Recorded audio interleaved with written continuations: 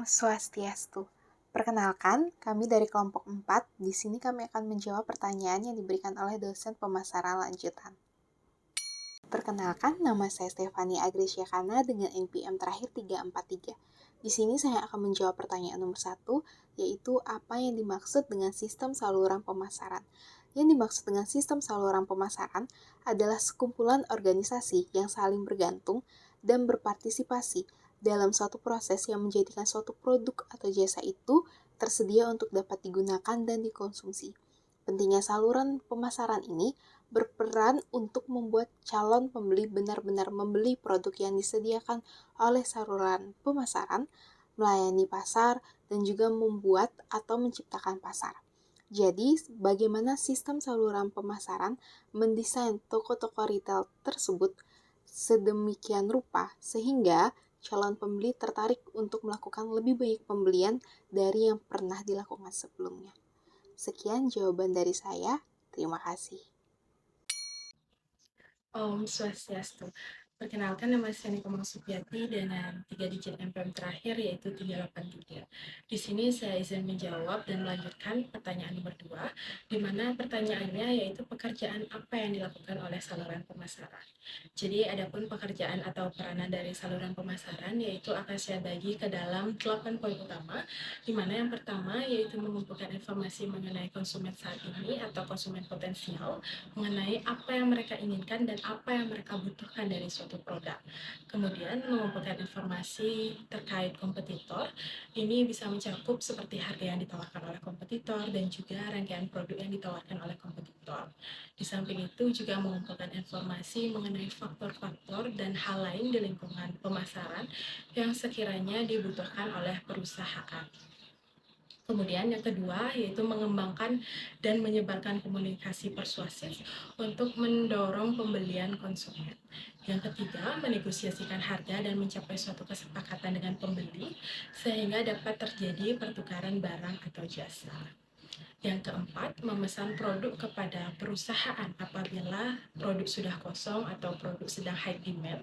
Ini dalam artian terjadi permintaan yang tinggi akan suatu produk atau jasa itu sendiri. Kemudian yang kelima, menyediakan dana untuk membiayai biaya penyimpanan atau biaya inventory di berbagai tingkatan di saluran pemasaran.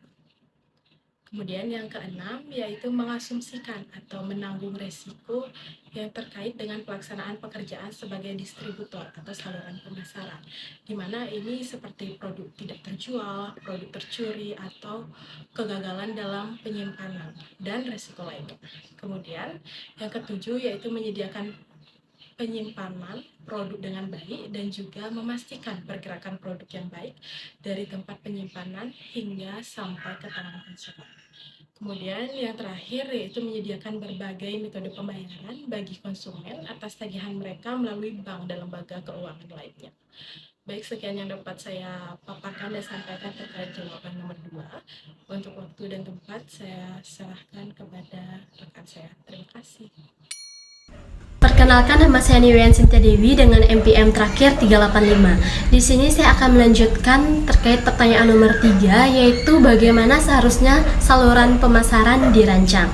Jadi untuk merancang sistem saluran pemasaran, pemasar harus menganalisis kebutuhan dan keinginan pelanggan ataupun konsumen, menetapkan tujuan dan kendala saluran, serta mengidentifikasi dan mengevaluasi alternatif saluran. Hal pertama yang harus dilakukan yaitu menganalisis apa yang menjadi kebutuhan dan keinginan pelanggan, seperti halnya produk. Segmentasi dalam hal saluran pemasar juga terjadi, dan pemasar harus memahami bahwa tipe konsumen yang berbeda mempunyai kebutuhan yang berbeda selama proses mereka mengambil keputusan pembelian. Bahkan untuk konsumen yang sama, mereka dapat memilih channel ataupun saluran yang berbeda untuk fungsi-fungsi yang berbeda dalam setiap tahapan pengambilan keputusan pembelian. Jadi, konsumen dapat membrowsing suatu katalog sebelum mengunjungi toko sehingga mereka dapat menentukan apa yang mereka cari atau mereka mengunjungi dealer untuk melakukan test drive sebelum melakukan pembelian yang dilakukan secara online. Jadi, kesimpulannya masing-masing saluran memiliki peran yang berbeda di setiap tahapan pengambilan keputusan pembelian. Untuk tahapan yang kedua yaitu mengidentifikasi alternatif saluran. setiap saluran mulai dari tenaga penjualan hingga agen atau distributor, dealer, direct mail, telemarketing, dan internet, mereka memiliki masing-masing kekuatan dan kelemahan. Tenaga penjualan memiliki kelebihan, yaitu mereka dapat menghandle produk-produk yang kompleks dan juga transaksi-transaksi yang kompleks. Namun tenaga penjualan merupakan pemasar yang cukup mahal. Di sisi lain ada internet. Internet tidak terlalu mahal dalam penggunaannya, namun mereka tidak se-efektif tenaga penjualan dalam menjual produk-produk yang kompleks. Kemudian distributor itu menciptakan penjualan atau mendorong penjualan, namun perusahaan kehilangan kontak langsung dengan konsumen sehingga memungkinkan kehilangan informasi-informasi penting yang dapat mereka peroleh terkait dengan kebutuhan dan keinginan konsumen. Jadi sekian untuk jawaban yang dapat saya sampaikan. Saya akhiri dengan terima kasih. Perkenalkan, saya Imade Ray Gunawan, NPM 2021 321 213 90. Di sini saya akan menjawab pertanyaan nomor 4, yaitu keputusan apa yang dihadapi perusahaan dalam mengelola saluran pemasaran. Jadi jawabannya, keputusan yang dihadapi perusahaan dalam mengelola saluran pemasaran adalah memilih, melatih, memotivasi, dan mengevaluasi perantara individu untuk setiap saluran. Selain itu, perusahaan juga harus selalu melakukan modifikasi pada rancangan dan pengaturan saluran. Dalam proses ini, perusahaan harus mempertimbangkan beberapa faktor seperti memilih anggota yang sesuai, melatih dan memotivasi mereka untuk meningkatkan kinerja, serta mengelola saluran yang efektif tanpa menimbulkan konflik. Sekian jawaban dari pertanyaan nomor 4 dari saya. Terima kasih. Perkenalkan, nama saya Gideon Widiarta dengan NPM terakhir 393. Saya akan menjawab pertanyaan nomor 5. Menurut saya, cara perusahaan mengintegrasikan saluran pemasarannya yaitu dengan cara menggabungkan semua aspek yang ada. Hal ini bertujuan untuk meningkatkan efisiensi dan efektivitas pemasaran serta meningkatkan pengalaman pelanggan. Ada beberapa cara sebuah perusahaan dalam mengelola konflik pemasaran, yaitu yang pertama, komunikasi. Penting untuk memastikan bahwa semua anggota memiliki komunikasi terbuka dan jujur. Yang kedua, kerjasama yang baik.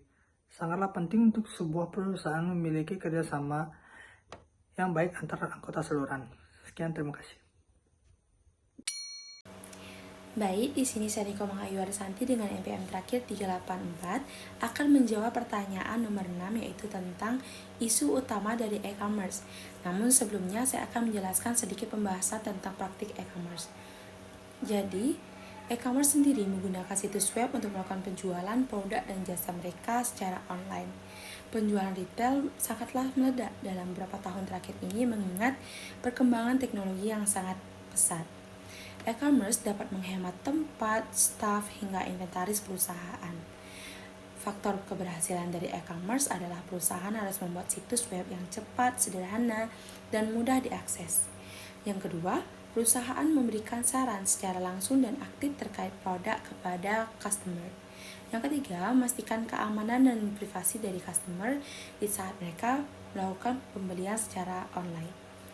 Break and click companies. Jadi walaupun sebelumnya banyak perusahaan offline store yang masih berpikir keras dan memperdebatkan apakah mereka akan menggunakan jasa online sebagai penyaluran dari penjualan produk dan jasa mereka.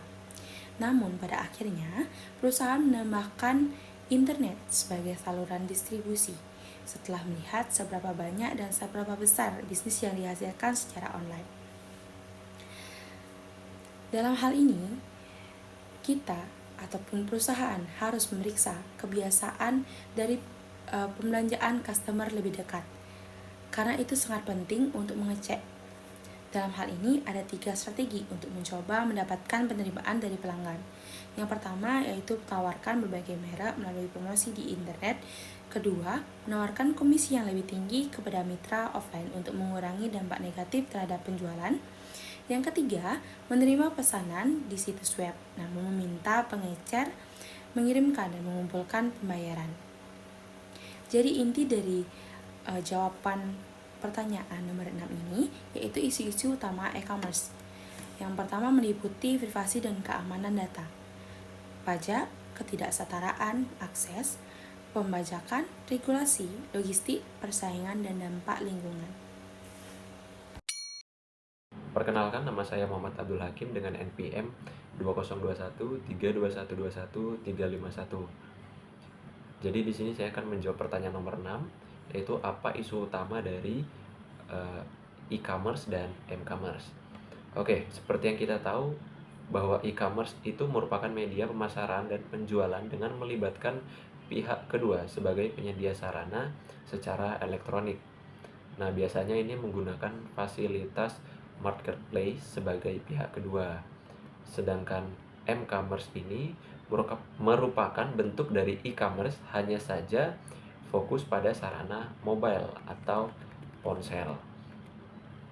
Nah, jadi untuk e-commerce itu dapat diakses dari laptop, komputer, dan ponsel, tetapi m-commerce itu hanya dapat diakses lewat mobile atau ponsel. Nah, jadi e-commerce itu bersifat pada pemasaran elektronik yang lebih luas, sedangkan m-commerce bersifat lebih spesifik dengan fokus pada pemasaran dengan media aplikasi pada ponsel.